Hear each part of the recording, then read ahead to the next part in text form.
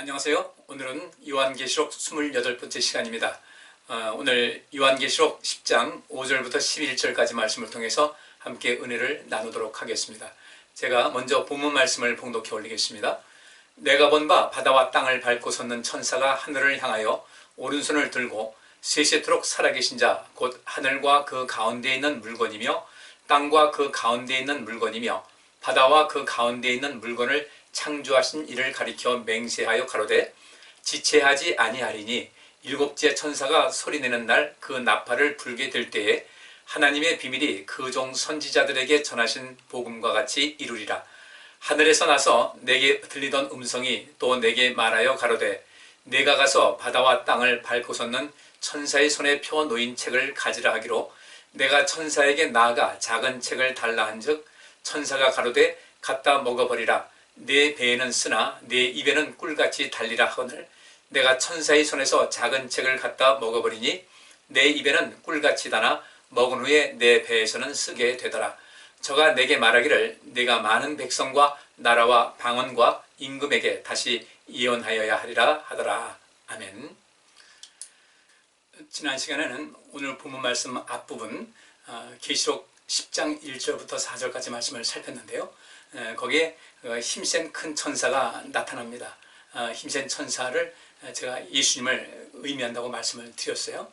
이 천사가 큰 소리로 사자의 포효소리 같은 큰 소리로 외칠 때에 일곱 우레가 발하였다라고 말하고 있습니다. 일곱 우레가 발하였다고 할 때 그런 랄레오라는 그 히라보가 쓰이는데 이것은 말하다라는 뜻입니다. 그러니까 일곱 우레 소리가 발했는데 거기는 하나님의 어떤 메시지가 담겨 있는 것을 의미하는 것이죠. 이때 요한이 이 말씀을 기록하려고 했는데 그 말씀을 기록하지 말라는 명령이 내립니다. 그에 대한 모든 내용은 지난주에 말씀드렸으니까요. 한번 그 27가를 살펴보시면 되겠고요.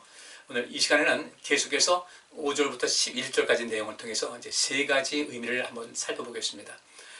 여기 첫째로 6절 후반절 보면은 지체하지 않을 것이다. 근데 그 지체하지 않는 것이 무엇일까? 하나님의 비밀을 이룰 것을 지체하지 않을 것이라는 것을 말씀을 드리고요. 이제 또 그 뒤에 보면은 이제 그 책을 먹으라는 이야기가 나옵니다. 이 책을 먹는다는 것은 에스겔서를 통해서 한번 살펴볼 그런 부분이고요. 그 다음에 왜 그에게 책을 먹으라고 했을까? 이것은 앞으로 사도 요한이 계속해서 이 주의 복음을 전파함을 통하여 한 사람이라도 더 그리스도에게로 인도하고 생명을 얻게 하고자 하는 하나님의 뜻이 담겨 있는 것을 우리는 살필 수가 있습니다. 오늘 이렇게 크게 세 부분을 나눠서 한번 살펴보도록 하겠습니다. 자, 먼저 이 5절 말씀 보니까 내가 본 바 바다와 땅을 밟고 있는 천사가 하늘을 향하여 오른손을 들었다. 그러니까 바다와 땅을 밟고 섰는 이 천사라는 것을 보니까 이 세상 모든 것을 다 지배하는 그런 강력한 힘을 갖고 있는 존재를 말하고 있습니다. 근데 이 천사가 하늘을 향하여 오른손을 들고 세세토록 살아계신 자 곧 하늘과 그 가운데 있는 물건, 땅과 그 가운데 있는 물건, 바다와 그 가운데 있는 물건을 창조하신 여호와 하나님을 가리켜 맹세하기를 뭐라고 하냐면요, 지체하지 아니할 것이다. 그러면 무엇을 지체하지 않을 것인가? 7절 말씀에 일곱째 천사가 소리내는 날 그 나팔을 불게 될 때에 하나님의 비밀이 그 종 선지자들에게 전하신 복음과 같이 이루리라 이렇게 말씀하고 있습니다. 자, 이 말씀은요, 오늘 이 요한계시록 10장에 있는 말씀은 이제 그 9장에서 여섯 번째 나팔 부는 것까지 이제 마감이 됩니다. 그리고 이제 일곱 번째 나팔이 불려야 되는데, 바로 여섯 번째 나팔이 이제 완성이 되고, 불어져서 완성이 되고, 그 다음에 일곱 번째 마지막 나팔이 불기 전에 한 내용을 여기서 삽입한 그런 부분이 되겠어요. 그럼 여기서 의미하는 것은 무엇일까? 우리가 잘 알다시피 첫 번째부터 다섯 번째 나팔의 재앙을 우리가 앞부분에서 살폈습니다. 근데 여기서 첫째 나팔부터 다섯 번째 나팔까지를 첫째 화라고 이야기를 하고 있어요. 그리고 뒤에 보면 아직도 이후에 화 둘이 남았다면서 이제 여섯째 나팔과 일곱째 나팔을 이야기하고 있는데, 여러분 잘 우리 앞에서 살펴본 대로 여섯째 나팔은 그 마병대가 등장을 합니다. 마병대. 그 자체가 2만만이라 그냥 순수하게 숫자 풀이한다면 2억 정도가 되는데, 그 엄청난 마병대가 나타나서 이 땅의 모든 사람들의 3분의 1을 죽일 권세를 가졌다고 말하고 있습니다. 그리고 그 말의 입에서 불과 유황과 연기가 나온다고 했고, 그 다음에 그 말의 힘은 그 말 그 우리가 마병대에 쓰는 그 말이죠. 타는 말. 그 말의 힘은 입에서 나온다고 그랬습니다. 그 입이라는 것은 무엇인가? 그 거짓과 사단이 하는 것이니까요. 거짓과 선동과 미혹. 그러니까 아담과 하와를 그 말로써 넘어뜨리고 죽음에 이르게 한 그런 악한 존재를 말하고 있습니다. 이 존재, 사단과 더불어 그를 추종하는 모든 악한 천사들이 그 말을 통해서, 이 언어를 통해서 이 땅의 3분의 1을 죽일 것이다 라고 이야기를 하고 있습니다. 여러분 잘 아시다시피 이스라엘 백성들 애굽에서 나온 후에 장정만 60만 이렇게 우리가 알고 있습니다. 근데 그 가운데서 살아서 가나안 땅에 들어간 사람들, 애굽 출애굽 1세대로서 20세 이상이 된 이런 사람들 중에 여호수아와 갈렙에는 다 죽었다고 성경은 말하고 있습니다. 그들은 왜 그랬을까? 그 말로써 원망과 또 불평과 또 이런 온갖 저주의 말과 이런 모든 것에 시험에 빠져서 이제 그렇게 된 것이죠. 그러니까 이 말, 이 혀의 권세를 통해서 어떤 거짓과 선동과 미혹, 이건 사단의 아주 전매 특허죠. 이런 것을 통해서 목숨을 잃은 사람들이 태초로부터 앞으로 모든 세상 종말까지 전체로 하면 전체 3분의 1이 죽임을 당할 것이다. 이렇게 이야기를 성경은 하고 있는 것이죠. 그러면 이렇게 여섯째 화가 바로 그것이었어요. 이 땅의 3분의 1을 죽일 수 있는 그런 그 화, 그 언어를 통해서, 말을 통해서 그렇게 죽는다. 엄청난 재앙이죠. 그런데 이제 앞으로 7번째 나팔이 있으면 더 큰 것이 벌어지게 됩니다. 7번째 나팔 불고 그 다음에 이제 7대접이 쭉 나오게 되는데, 이런 모든 상황 속에서 7번째 나팔이 불기 전에 하나의 쉼표 의미로서 한번 쉬어가는 그런 의미에서 이 모든 상황을 다시금 환기를 시키고 있습니다. 앞으로 사도 요한이 어떤 사명을 감당할 것인지, 또 이런 상황 속에서 하나님을 믿는 백성들은 어떠한 그 마음을 가져야 될 것인지를 여기서 이야기를 하고 있는 것이죠. 이런 인을 떼는 것부터 시작해서 앞에 이제 6번째 나팔이 부는 이런 모든 과정 속에서 상당히 어떤 재앙과 하나님의 심판의 내용이 계속해서 이어지게 됩니다. 그래서 많은 그리스도인들도 그런 내용 보면서 이제 1차적으로 두려움을 갖게 되죠. 그래서 의식적으로 이 요한계시록을 피하고자 하는 사람들도 제가 종종 보거든요.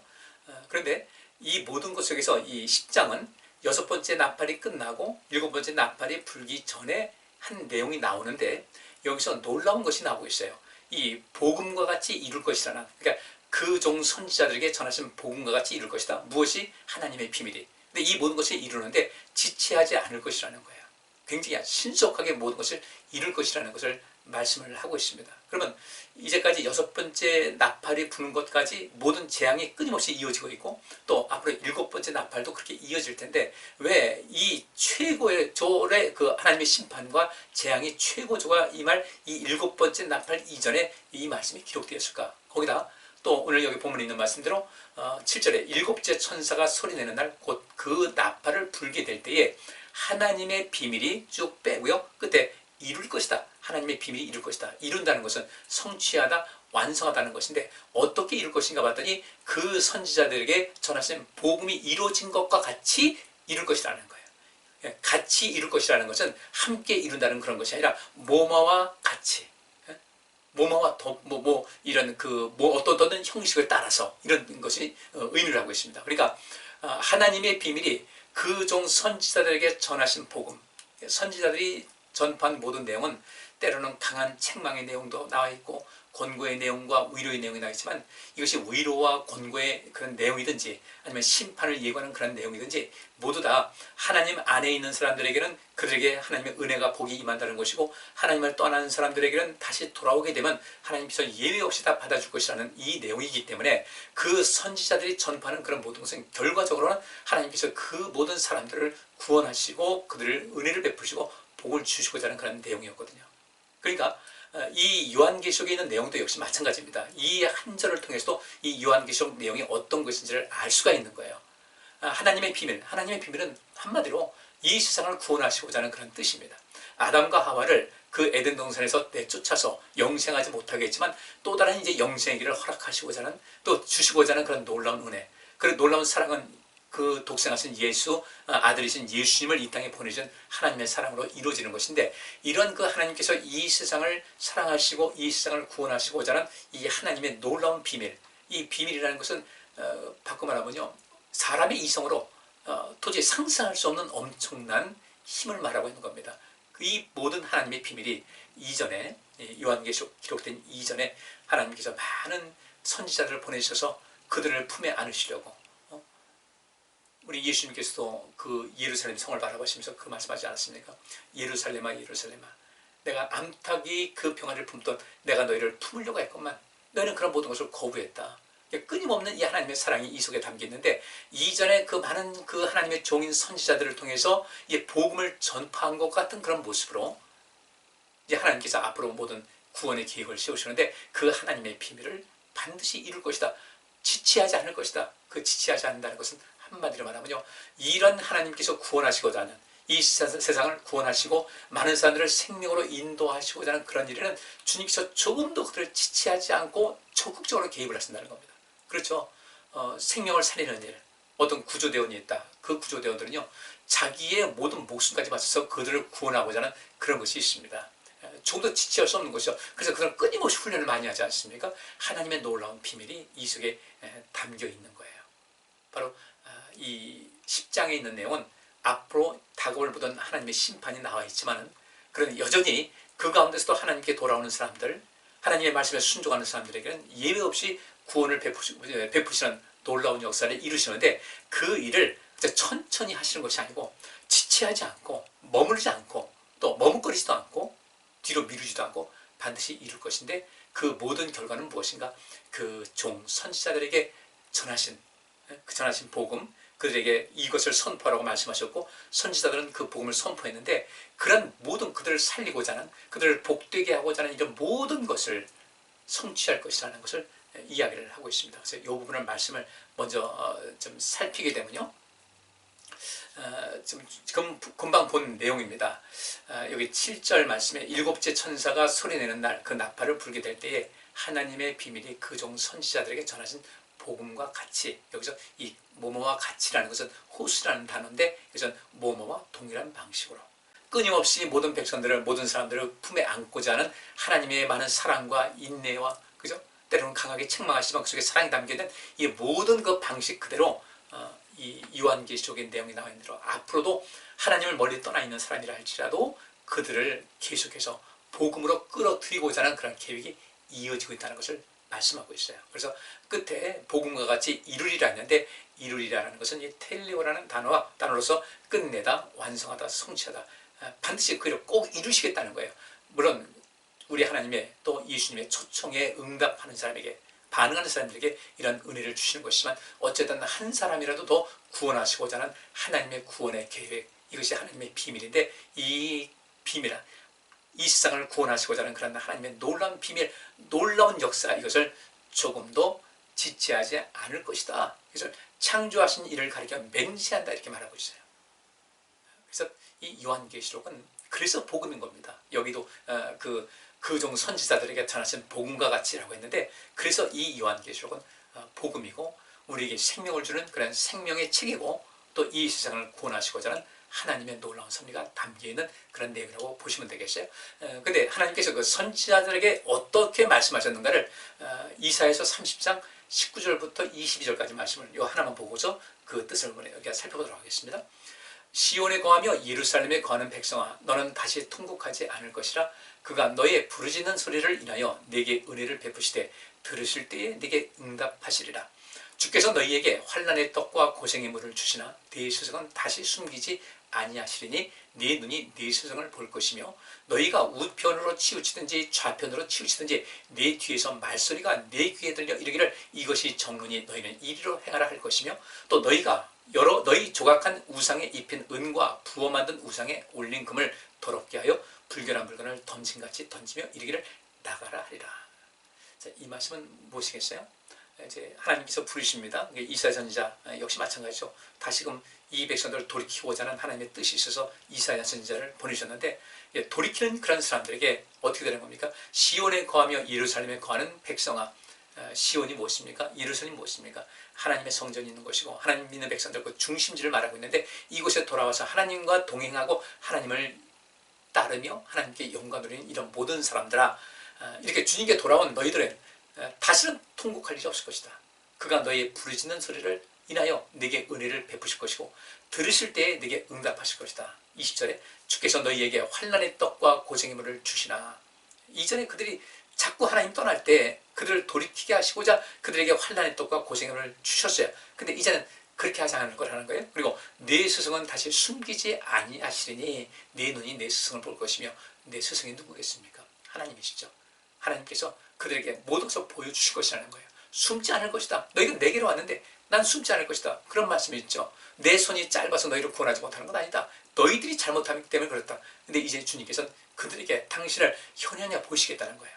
그래서 그들에게 직접 하나님의 능력과 은혜를 알게끔 하시겠다. 그리고 21절 보니까 그 앞으로 스승이 되셔서 21절에 너희가 우편으로 치우치든지 좌편으로 치우치든지 그 모든 것이 잘못된 것이 있을 땐 내 뒤에서 말소리가 내 귀에 들려 이르기를 이것이 정로다. 내가 쭉 우편으로 가든지 좌편으로 가든지 잘못된 길로 가면 그걸 다시 돌이키게 해서 이것이 정론이 너희는 이리로 가라고 말씀해 주실 것이다. 또 22절 또 너희가 너희 조각한 우상에 입힌 은과 부어 만든 우상에 올린 금을 더럽게 하여. 그전에는 우상을 만들었어요.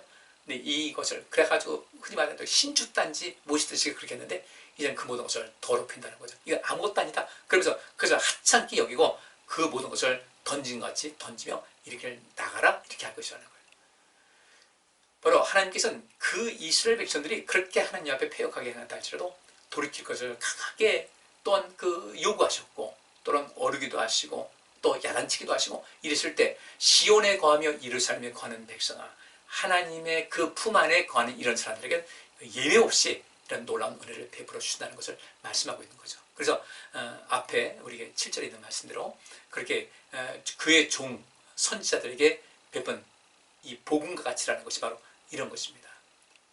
구약 성경에 있는 것을 인용하면서 하나님께서는 언제든지 내게로 돌아오라는 것을 요한계시록을 통해서도 또 요한을 통해서 이것을 말씀하고 있는 것이죠. 그러면 이 속에서 그 우리 삶 속에서 거기 복음이라는 말씀 나오지 않습니까? 주의 종, 그 선지자들 통해서 전해진 그 복음. 이 복음이 무엇이겠습니까? 마태복음 11장 2절부터 5절까지 보면 요한이 옥에서 그리스도의 하신 일을 듣고 제자들을 보내어 예수께 여짜오되 오실 그이가 당신이오니까 우리가 다른 일을 기다리오리까. 예수께서 대답하여 가라사대 너희가 가서 듣고 보는 것을 요한에게 고하되 소경이 보며 앉은 뱅이가 걸으며 분둥이가 깨끗함을 받으며 귀머거리가 들으며 죽은 자가 살아나며 가난한 자에게 복음이 전파된다 하라 그랬어요.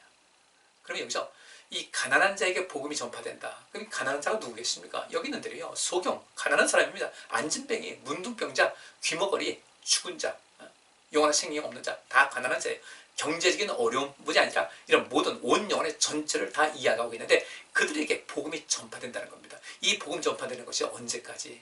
땅끝까지가 어떻게 해요? 단순하게 물리적인 거리만 땅끝까지가 아니라 이 세상 정말 끝까지 하나님께서는 단 한 사람이라도 더 불러들이기 위해서 지금도 힘쓰고 계시다는 거죠. 우리를 부르고 계시다는 거예요. 그것이 바로 요한계시록에 나와 있는 내용입니다. 근데 계속해서 이제 심판의 내용만 이야기하다 보면 이 어떤 뭔가 그 방향이 분명치가 않아요. 그래서 여기 10장에 있는 말씀은 그렇게 6번째 재앙, 엄청난 재앙이죠. 그리고 7번째 그 나팔을 불고 또 7 대접이 나올 때 더 엄청난 것이 나오게 되는데 그 중간에 이 말씀이 삽입되면서 주님께서 뭐라고 하십니까? 이 재앙을 말하는 것은 너희를 내게로 돌아오게 하기 위한 그런 것이다. 따라서 이 요한계시록 이 재앙을 내린다는 이 자체도 뭐라는 거예요? 복음이라는 거죠. 두려움을 갖고 주님께 다시 돌아오는 것, 이 모든 것을 의미하고 있는 것입니다. 그래서 우리가 이 요한계시록을 공부하면서 그 재앙의 내용을 좀 이야기를 하고 있지만 우리는 그 가운데서 그 재앙을 받을 수밖에 없는 그런 상황에 그 자리에 있지 않으면 되는 거예요. 우리가 믿음의 자리에 들어오자는 것이죠. 그것이 바로 이 복음 아닙니까? 가난한 자에게 복음이 전파된다 하라. 그렇죠? 이 복음, 우리를 구원하시는 거죠. 우리가 주님께 가까이 다가서면 우리 그 복음을 받아들이기 때문에 복이 있는 거예요. 로마서 1장 16절과 17절 내가 복음을 부끄러워하지 아니하노니 이 복음은 모든 믿는 자에게 구원을 주시는 하나님의 능력이 된다고 그랬어요. 이 복음은 모든 믿는 자에게 구원을 주시는 하나님의 능력이 된다. 오늘 본문에 있는 말씀 여기 나오지 않습니까? 그리고 우리 하나님께서 그 종 선지자들에게 전한 복음, 그 선지자들은 주님께서 우리 하나님께서 전한 이 복음을 온 세상에 전파하지 않았습니까? 근데 그 말씀을 받아들이는 사람들 다 구원받았어요. 다 하나님의 은혜 가운데 있었습니다. 이것을 그 전에 이 구약에도 이 많은 선지자를 통해서 이 말씀을 증거했고, 지금은 더 나아가서 이 사도 요한까지 이것을 행하고 있고, 이 말씀을 기록하게 하고 있고, 그 사명은 우리에게 나와 있거든요. 우리도 그 사명 감당해야 되는 거예요. 이 복음은 모든 믿는 자에게 구원을 주시는 하나님의 능력이라 합니다. 이 복음은 하나님의 능력이에요. 그 능력이 어떤 것인가? 모든 믿는 자에게 구원을 주시는 그 하나님의 능력이 바로 복음인데, 놀라운 것은 요한계시록 10장에 앞에 6번째 나팔이 쏘져 온갖 재앙이 임했고, 특별히 6번째 재앙은, 그 재앙은, 나팔을 불었을 때 재앙은 그로 인해서 땅의 3분의 1이 죽었다고 했는데, 그 속에서 우리가 구원을 받는다는 거죠. 7번째 재앙 넘어갈 때 내가 이 재앙 내리는 것은 너희를 무조건 심판하고 죽이려는 것이 아니라 너희를 구원하시고자 하는 그런 내 뜻이 있다. 이것이 나의 비밀이다. 그 비밀이라는 것은 뭐예요? 남들이 알지 못하는 거예요. 하나님의 사랑을 누가 감히 측량할 수 있겠습니까? 누가 이해를 할 수 있겠어요? 못하는 거예요. 근데 그 하나님의 비밀을 이룰 것이다. 이제는 우리가 그 하나님의 비밀을 이루는 것에 우리가 동역자가 되셔야 돼요. 자, 넘어가서 이제 8절부터 10절까지 내용입니다. 하늘에서 나서 내게 들리던 음성이 또 내게 말하여 가로되 내가 가서 바다와 땅을 밟고 걷는 천사의 손에 펴놓인 책을 가지라 하기로, 내가 천사에게 나아가 작은 책을 달라 한즉 천사가 가로되 갖다 먹어버리라. 네 배는 쓰라 네 배는 꿀같이 달리라 하거늘 내가 천사의 손에서 작은 책을 갖다 먹어버리니 내 입에는 꿀같이 달아 먹은 후에 내 배에서는 쓰게 되더라. 이게 무슨 뜻일까? 이 작은 책을 달라 해서 먹어버리라는 이야기는요, 우리가 성경은 성경으로 풀어야 돼요. 이제 에스겔서를 한번 좀 살펴보도록 하겠습니다. 자, 에스겔서 2장 1절부터 6절까지 말씀 먼저 볼게요. 그가 내게 이르시되 인자야 일어서라 내가 내게 말하리라 하시며, 하나님께서 에스겔에게 하시는 말씀이에요. 말씀하실 때에 그 신이 내게 임하사 나를 일으켜 세우시기로, 내가 그 말씀하는 자의 소리를 들으니 내게 이르시되 인자야 내가 너를 이스라엘 자손 곧 패역한 백성 나를 배반하는 자에게 보내노라. 그들과 그 열조가 내게 범죄하여 오늘날까지 이르렀나니 이 자손은 얼굴이 뻔뻔하고 마음이 강팍한 자니라. 내가 너를 그들에게 보내노니 너는 그들에게 이르기를 주 여호와의 말씀이 이러하시다 하라. 하나님의 말씀을 전하라는 거예요. 5절에 그들은 패역한 족속이라 듣든지 아니 듣든지 그들 가운데 선지자 있은 줄은 알지니라. 인자야 너는 비록 가시와 찔레와 함께 처하며 전갈 가운데 거할지라도 그들을 두려워 말고 그 말을 두려워 말지어다. 그들은 패역한 족속이라도 그 말을 두려워 말며 그 얼굴을 무서워 말지어다. 자, 여기 있는 말씀에 5절에 그들은 패역한 족속이라 듣든지 아니 듣든지 그들 가운데 선지자 있은 줄은 알지니라. 내가 가서 내 말을 전파할 때 그들이 듣든 안 듣든 그들 가운데 하나님께서 선지자를 보내셔서 하나님 말씀을 전파했다는 것은 알도록 해야 된다는 거죠. 그 과정 속에서 인자야 너는 비록 가시와 찔레와 함께 처하며 전갈 가운데 거할지라도 그들을 두려워 말고 그 말을 두려워 말지어다. 이 얘기는 무엇이겠습니까? 요한에게도 그 말씀을 먹으라 입에서는 달았는데 먹고 나니까 배가 굉장히 아픈 거예요. 그 삶이 주의 말씀을 가지고 그 말씀을 전파로 나갈 때, 나가서 이 복음을 전파하는 가운데 모든 것이 그냥 복음의 열매가 촥촥 맺히면 좋은데, 여기 있는 말씀대로 인자야 너는 비록 가시와 찔레와 함께 처하며 전갈 가운데 거할지라도 그들을 두려워 말아라. 그 말을 두려워하지 말아라. 그 말을 두려워 말고 그들을 두려워하지 말라는 것은 그만큼 고통이 있다는 거 아니겠어요? 주님의 말씀을 듣고 순종해서 그 뜻대로 살고자 하고 그 사명을 감당하고자 할 때 이런 어려움과 그 엄청난 두려움을 주는 이런 환난과 핍박이 있는 것인데, 그 사명을 부음받은 에스겔에게 하나님께서 하신 말씀은 두려워하지 말아라. 내가 너와 함께 할 것이다. 여기서 말씀을 전파하라고 하잖아요. 그 전파하라고 할 때 에스겔 3장에 보면 또 이런 말씀이 있습니다. 3장 1절부터 7절까지 그가 또 내게 이르시되 인자야 너는 받는 것을 먹으라. 너는 이 두루마리를 먹고 가서 이스라엘 족속에게 고하라 하시기로, 내가 입을 벌리니 그가 그 두루마리를 내게 먹이시며 내게 이르시되 인자야 내가 네게 주는 이 두루마리로 네 배에 넣으며 네 창자에 채우라 하시게, 내가 먹으니 그것이 내 입에서 달기가 꿀 같더라. 그가 또 내게 이르시되 인자야 이스라엘 족속에게 가서 내 말로 그들에게 고하라. 너를 방언이 다르거나 말이 어려운 백성에게 보내는 것이 아니요 이스라엘 족속에게 보내는 것이라. 너를 방언이 다르거나 말이 어려워 내가 알아듣지 못할 열국에 보내는 것이 아니니라. 내가 너를 그들에게 보내었다면 그들은 정녕 내 말을 들었으리라. 그러나 이스라엘 족속은 이마가 굳고 마음이 강팍하여 내 말을 듣고자 아니하리니 이는 내 말을 듣고자 아니함이니라. 이렇게 말씀을 하고 있습니다. 그러면 여기 있는 말씀대로 하나님께서는 이 에스겔에게 말씀을 먹이십니다. 이 말씀을 먹이시는데, 그리고 이 말씀을 먹이신 이유가 뭐겠습니까? 그 말씀대로 무장하라는 거죠. 그 말씀을 마음판에 새기고 마음판에 두고 그것을 아주 이 철저하게 각성된 그런 상태에서 이 복음을 전파해야 될 텐데, 근데 이 에스겔에게 그 말씀을 먹이는데 입에서 달기가 꿀 같더라. 지금 우리 요한계시록 본문 말씀도 요한이 그 작은 책을 받았어요. 받아서 먹는데 입에는 그렇게 달 수가 없어요. 근데 먹고 나니까 어때요? 굉장히 고통스러웠다. 내가 아팠다라고 말씀을 하고 있습니다. 왜 그럴까? 여기도 마찬가지예요.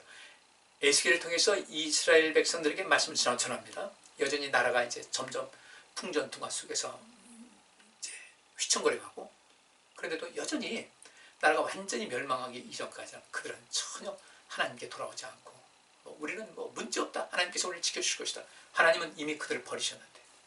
그래서 7절 말씀에 그러나 이스라엘 족속은 이마가 굳고 마음이 강팍하여 네 말을 듣고자 아니하리니 이는 내 말을 듣고자 아니하리라. 내가 나의 말을, 여기서 이제 그 두루마리를 먹으라는 것은 하나님 말씀 먹으라는 거 아니겠어요? 우리 예수님께서 시험 받으실 때 그렇게 했죠. 그렇게 이기셨어요. 이 돌들로 떡을 만들라 하니까 예수님께서 사람이 떡으로만 살 것이 아니라 하나님의 입에서 나오는 말씀을 살 것이다. 그러니까 이 하나님 말씀을 떡이라는 것과 동일시하면서 이것을 먹는 걸로 이야기를 하고 있습니다. 하나님 말씀도 역시 마찬가지예요. 먹어야 돼요. 우리가 육신의 양식을 먹지 않습니까? 먹으면 우리 이 내장에서 모든 것을 처리합니다. 일단 음식이 먹게 되면요, 이 음식은 배설될 때까지 절대로 신체 다른 것과 절대로 접촉하지 않습니다. 오직 그 식도를 통해서 위를 통과하고요, 그 다음에 12장, 그 다음에 어떻게 소장을 통해서 대장으로 빠져나가게 되는데, 그 과정 속에서 모든 소화작용이 이루어지는 거예요. 그리고 이 글루코스라는 그 성분이 거기서 추출이 됩니다. 그리고 그게 액체이 된 그런 모든 부분이 이 소장을 통과하면서 그 수없이 많은 그 돌기사를 지나가면서 그 속에서 어떻게 해요? 혈관을 통하여 몸에 전달됩니다. 혈관은 녹아들게 되고 거기서 뭐 단백질이든 또 탄수화물이든 또 여기서 지방이든 뭐 비타민이든 여러 요소들이 그 속에서 서서히 몸속에 파고 들어가면서 몸 전체에 영양분이 공급되게 되고 건강한 삶을 살아갈 수 있게 하듯이 하나님 말씀도요, 여기서 에스겔에게 먹으라고 하지 않습니까?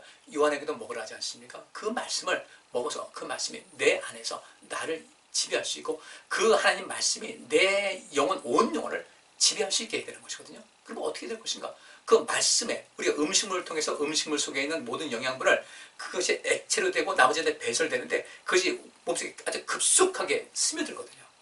그것이 그 스며들면서 우리 몸을 건강하게 하는 겁니다. 그럼 하나님 말씀도 먹는다고 얘기 나오고 있습니다. 우리가 눈으로 하나님 말씀 보고 입으로, 이스라엘 백성들은 하나님 말씀을 늘 읽는 것이 습관화된 그런 민족이었어요. 그렇게 읽음을 통해서, 눈으로 봄을 통해서, 들음을 통해서 하나님 말씀을 받아들이고 있는데, 예수님께서 내 말을 듣고 행하는 자는 반석 위에 집을 지은 자 같다라고 말씀하셨어요. 그 말씀을 우리가 소화시키는 것은 무엇이겠습니까? 그 말씀을 제대로 소화시키면 우리 믿음이 자라거든요. 하나님과 더 친밀해질 수 있거든요. 하나님의 뜻을 행할 수 있거든요. 믿음이 자라고 더욱더 큰 성령의 충만함을 받을 수 있거든요. 근데 그것은 어떤 것입니까? 그 말씀을 듣고 행하는 거예요. 이 위장, 이 내장기관의 활동을 통해서 모든 음식물의 그 영양분을 몸속에 이렇게 날라주듯이 그 하나님 말씀이 우리 온 삶 영역에 작용할 수 있게 될 텐데, 우리 하나님 말씀을 듣고 한 귀로 듣고 한 귀로 흘려버리니까 우리 영혼에 이 말씀이 새겨지지 않는 거예요. 그래서 문제가 되는 거예요. 그래서 여기 왜 먹으라고 했는가? 그 말씀을 철저하게 인식을 하고 그 말씀을 철저하게 복종하라는 그런 의미가 담겨 있습니다. 그래야만 이 모든 일을 감당할 수 있으니까. 근데 에스겔이 그 말씀을 먹고 나니까, 물론 환상 가운데 있었던 얘기입니다. 하나님의 마음이 읽어지기 시작하는 거예요. 하나님과 공감이 형성이 되는 겁니다.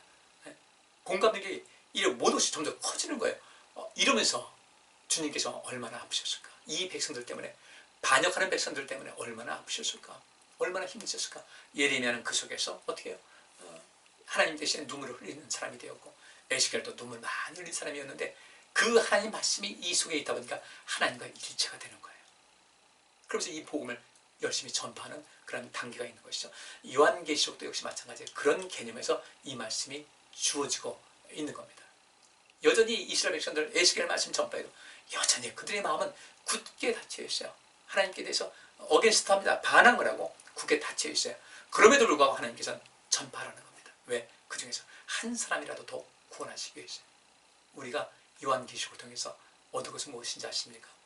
가깝게는 우리 가족부터 시작해서 한 사람의 영혼이라도 더 끌어들여서 하나님의 자녀로 만드는 것이 이 사명이 우리에게 있는 겁니다. 따라서 이 요한계시록에는 하나님을 믿는 백성들이 희망을 갖고 믿음을 가지고 천국을 향한 그런 순례길을 걷는 것도 포함되지만 이 속에서 하나님의 그 비밀은 이 세상 사람들 단 한 명이라도 더 구원하시고자 하는 그런 뜻이 있는 것이기 때문에 우리 이 요한계시록을 읽으면서 정말 우리가 그 사명감을 가져야 될 것은 영혼 구원에 대해서, 생명을 살리는 것에 대해서 관심을 갖고 우리가 생명 살리기 위한 생각, 생명 살리기 위한 감정으로 무장을 하고 생명 살리기 위한 어떤 행동을 반드시 해야 되겠다. 그래서 이 하나님 말씀을 우리가 계속 먹어야 돼요.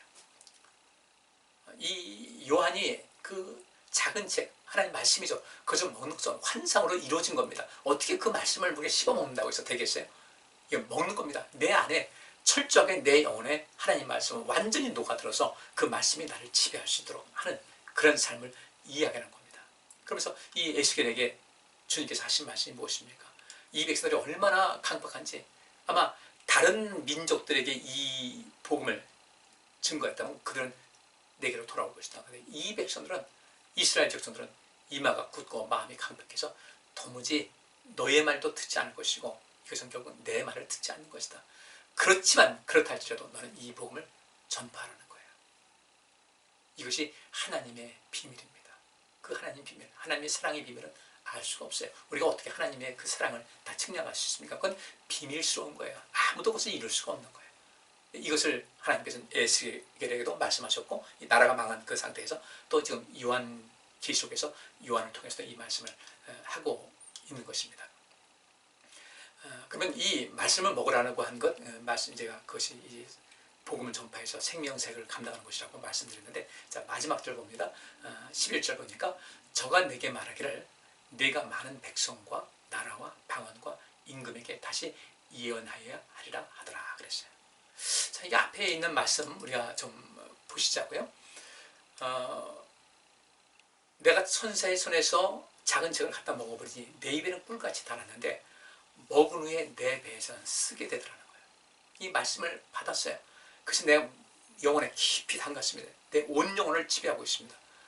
그랬더니 이 속에서 하나님의 놀라운 은혜가 있게 되고 하나님의 사랑을 어느 정도 알게 되고, 그러니까 그런 것을 먹을 때 막 입에서는 꿀같이 달았는데 먹은 후에 세상을 다 바라보니까요, 이 세상은 그렇게 하나님의 뜻대로 사는 사람들이 많지가 않았던 거예요. 내 입에서는 쓴 거예요. 하나님의 말씀이 내 온 영혼에 다 스며들었는데 그 말씀을 전파할 때마다 그들은 튀기 시작하죠. 저항하고 맞서고. 예수님께서도 그런 심령, 그 먹은 후에 내 배에서는 쓰게 됐다는 것 같은 말씀대로 그 쓴 것을, 그 쓴 마음을 가지고, 아픈 마음을 가지고 그래도 예수님께서는 끝까지 복음을 전파하기 위해서 최선을 다했던 것이죠. 이 땅에는 이스라엘 백성들을 먼저 돌이키게 해서 그들로 하여금 제사장 나라로 모든 것을 감당하게 하려고 하셨는데 그 백성들이 오히려 더 완악합니다. 예수님을 죽인 것은, 그 죽인 사람들은 이스라엘 백성들이었어요. 그것도 모든 종교 최고 지도자들, 위치 있는 사람들이 앞장서서 예수님을 십자가에 못 박게 했던 겁니다. 총독 빌라도가 그렇게 하고 싶지 않았음에도 불구하고 그렇게 되어버렸어요. 이게 무슨 일이라는 거예요? 바울도 같은 민족인 이스라엘 백성들에게 복음을 전파하지만 그들이 워낙 마음이 강박하니까 난 이제 이방인들에게로 가련다. 에스겔서에 좀 전에 말씀 본 대로 거기 있지 않습니까? 만약에 다른 나라 말을, 이스라엘 백성들이 쓰는 언어가 아닌 다른 나라 말을 쓰는 다른 이방인들에게 이 말을 전했다면 그들은 돌아올 것이다. 이 말씀을 하는 것이죠. 자, 그러면 이제 우리가 마지막 절에 나와 있는 대로요. 저가 내게 말하기를 내가 많은 백성과 나라와 방언과 임금에게 다시 예언해야 될 것이다. 다시 예언한다. 계속해서 하라는 거죠. 그러면 내가 많은 백성이라는 것은 무엇이겠어요? 그렇죠. 그 대상이 온 세상 사람들을 상대하는 거예요. 나라는 무엇이겠습니까? all nations예요. 모든 나라, 이 지구상에 있는 모든 나라들, 그러니까 이스라엘 백성들만이 아닌 하나님께서 창조하신 모든 세계 만민에게 복음을 전파하는 것. 방언도 무엇입니까? 민족을 따라서, 종족을 따라서 언어가 다르지 않습니까? 이스라엘 백성들 쓰는 그 언어만이 아닌 그 다른 민족으로서 이스라엘 백성들에게 볼 때, 그들의 입장에서 볼 때 그 다른 민족 사람들이 이방인이라고 하지만 그건 개념이 틀린 거 아니겠어요? 온 세상 사람들에게, 그러니까 많은 백성과 나라와 방언과 임금이라는 것은 온 세상 사람들에게 인종이나 민족이나 남녀노소 차별도 없이 이들도 다 하나님의 자녀로서 하나님의 백성으로서 구원받을 자격이 있다는 것이죠. 그들을 어떻게든 하나님께서 생명의 자리로 이끌고자 하는 그런 간절한 마음이 담겨 있는 것인데 사도 요한에게 그 사명 감당하게 하고자 그 작은 책을 먹으라고 했고 먹었는데 주의를 하다 보니까 저항이 강하니까 많은 내면적 고통이 담겨 있는 거예요. 우리가 보통 그렇지 않습니까? 이게 너무 안타까운 일일 때 애가 끊어지는 거예요. 창자가 끊어지는 듯한 그런 고통이 있다고 그랬는데 바로 그 배가 아픈 것이 바로 그런 거예요. 배가 쓰다는 것은 주의 마음을 갖고 주님의 마음을 가지고 이 복음을 전파하고 생명을 살려고자 하는데 이것이 그 모든 사람들이 영 딴판으로 하나님 뜻에 맞지 않게 저항하고 있으니까 애가 끊어지는 것 같은 그런 아픔이 있는 거죠. 이 애가 끊어지는 고통이 누구의 고통이겠습니까? 하나님의 고통인 거예요. 그래서 하나님께서는 이런 방법으로 저런 방법으로 때로는 강한 징계로 심판으로 그렇게 하시지만 그 모든 목적은 그들을 살리고자 하는 그런 목적이었거든요. 요한계시록의 내용이 바로 그런 것입니다. 그냥 무작정 하나님께서 심판 내리시고 저주하시고 그런 건 아니에요. 자, 오늘 이 말씀을 통해서 우리는 하나님께서 우리를 때로는 징계하실 때 그런 모든 그 목적이 무엇이고 우리가 그런 것 가운데서 어떻게 살아갈 것인가를 살필 수 있어야 되고요. 우리 하나님께서 에스겔에게 두루마리 책 성경을 하나님 말씀을 먹으라고 하신 것 같이 또 사도 요한에게 그렇게 하신 것 같이 우리도 자원에서 하나님 말씀을 계속 먹으셔야 돼요.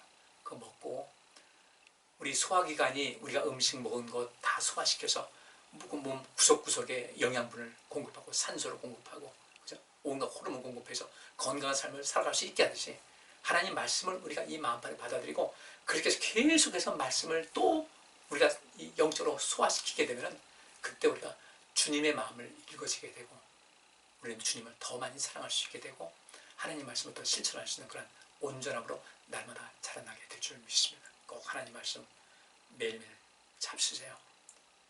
사람이 떡으로만 살 것이 아니라 하나님의 입에서 나오는 말씀을 가지고 살 것이다 그랬으니까 그렇게 하게 되면 사도 요한과 같은 그런 간절한 마음, 에스겔과 같은 그런 간절한 마음, 때로는 이 창자가 끊어지는 것 같은 그런 고통스러운 마음, 너무너무 안타까워서 그럼에도 불구하고 하나님께서는 그렇게 창자가 끊어지는 것 같은 고통을 안겨주는 그 사람들을 가지고 살리시고자 애쓰시고 결국은 예수님 아들이신 예수님을 이 땅에 보내신 것 같은 그 사랑, 이것이 하나님의 사랑의 비밀이거든요. 그것을 충분히 이해하고 하나님의 뜻대로 아름답게 인생을 살아갈 수 있기를 간절히 바랍니다. 기도하겠습니다. 하나님 감사합니다. 오늘 본문 말씀 살핀 것 마음이 깊이 새기고 우리 역시 에스겔과 같이 또 사도 요한과 같이 하나님 말씀을 끊임없이 먹고 그것을 우리가 잘 소화시키고 또 그 말씀을 우리가 먹고 세임 얻어서 온 세상을 살리고 우리의 삶 자체도 영광과 행복과 기쁨이 충만해서 하나님을 기쁘시게 하고 하나님의 기쁨이 우리 안에 충만한 삶을 살게 하여 주옵소서. 예수 그리스도 이름으로 기도하옵나이다. 아멘. 네, 오늘 여기까지 하겠습니다. 감사합니다.